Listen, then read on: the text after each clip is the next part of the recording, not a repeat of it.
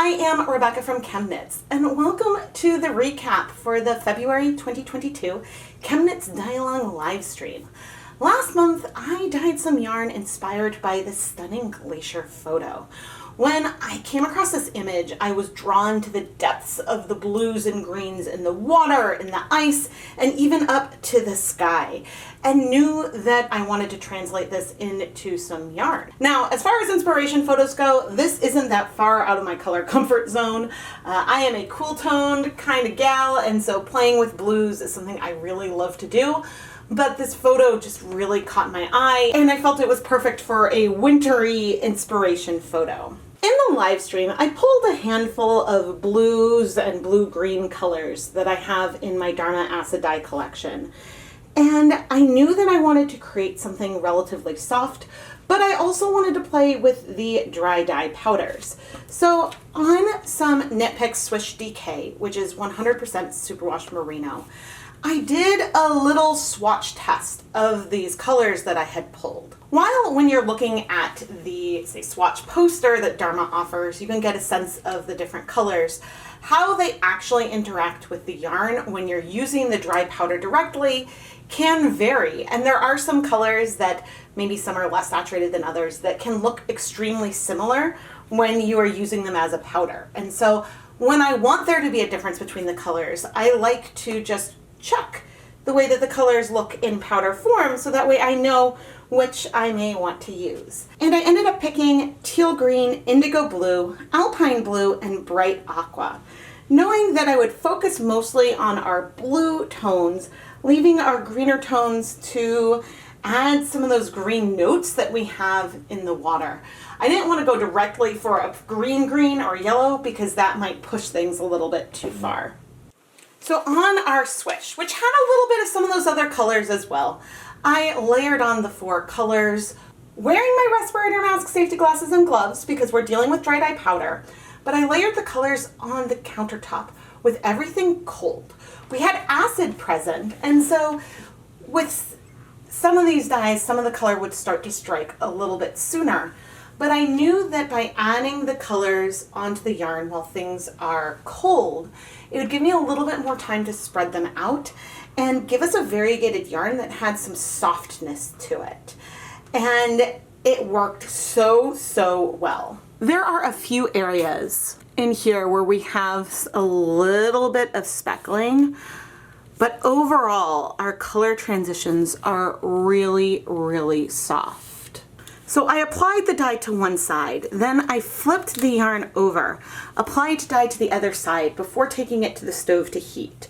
And then once we were on the stove, I checked and maybe added more color once the original color had a chance to set. But because, again, we started cold, I was able to get really good coverage of this yarn right away. The thing that ultimately made this technique different from hand painting the yarn on the countertop followed by steaming is the amount of water that I had in the skeins.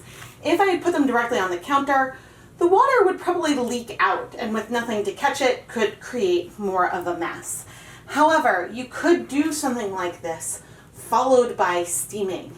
And then if you wanted to add more color towards the inside, you could do that. Just let it cool first and then you could do another little round. Some of the liquid and potentially some dye would drip down the steamer basket into the pot below, but you would still preserve a lot of the color in the yarn because we saw when we flipped it, the water was looking not perfectly clear, but relatively clear-ish. Not that the color struck that fast, but steaming could be an option for this type of technique. I did not change much from the Swish DK prototype. When I moved on to the yarn base that I really wanted to do for this Glacier, Stroll Glimmer, which is 70% superwash merino, 25% nylon, 5% stellina. I figured this could use a little bit of sparkle because if you think about snow and ice and the way that the light will glint off of it, sparkle felt appropriate. But color-wise, I layered the same 4 colors with the same technique. Really, the only difference between this and the previous colorway is maybe I added a little bit more dye in some places because I was just maybe a little more heavy-handed, but Otherwise, the only difference is that the colors, it didn't have any of the colors that I ended up not using here on it. Often when I'm dyeing yarn, I worry about pastel patches. And with this project, I didn't worry about that as much because we have plenty of white in the photo. And again, it would have been okay and still worked if I had left out all pastel areas, but I was happy to keep some. The main thing I check for when I open skeins up to add more color is that I don't want super long sections that feel like they have no color. I want there to be some amount of balance to the yarn, even though the color placement is overall very random. And so that is what I'm looking for when I add more color, say on the stovetop later on. Finally, we have our yarn mop, which I used throughout all of the dyeing for our live stream. We have a lot of coverage on here.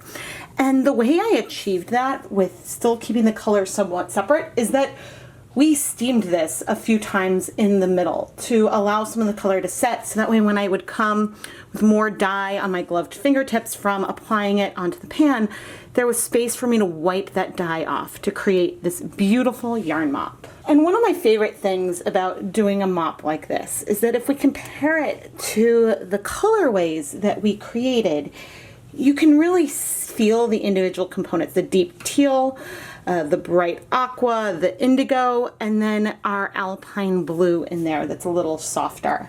And it's fun that you can feel all of those so distinct versus where we have them a little bit more blended and a little softer. And here we have it, the three, well really two colorways that I created inspired by the Glacier photo. And now it is time for me to take a moment to look at all of the yarn that you dyed inspired by this same photo. These dye-alongs are so much fun because even if we use the exact same colors and the exact same yarn base, with different hands applying the colorways will be different. And it's fun to see how similar and different our interpretations of the color palette, the inspiration photo, are as we translate it onto yarn.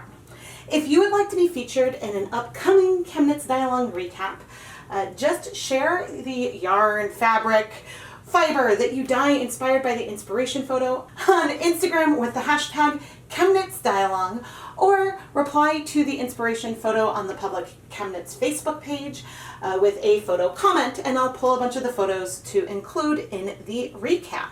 As part of February, there was a prompt that was community, and I actually pulled a bunch of old photos from previous ChemKnits dye-alongs and created this photo mosaic that is of my logo with all of your contributions. And so I really just want to say how thankful I am for this community and how you encourage me to continue to challenge myself with color. Even though, as I said, this palette is not the most challenging one that I have done, for myself at least, but I continue to try to pick photos that make me take a different look at colors and color combinations. And I really think it helps me grow as an artist, and I hope you enjoy these challenges as well. I am Rebecca from ChemKnits, and please make sure you subscribe to the ChemKnits Tutorials YouTube channel. Follow me on social media. This is the biggest way that you can help the channel grow. If you love the yarn that I dyed from this month's inspiration photo or from previous months, go and check out the listings in the ChemKnits Creations Etsy shop. There are hundreds of skeins of yarn that I've dyed in my live streams or Dye Pot Weekly episodes, and well, that's another great way to help support the content here. And stay tuned, because on approximately the 15th of the month, that's when I drop the new inspiration photo, and well, I wonder what we're going to dye next month. Thank you so much for watching.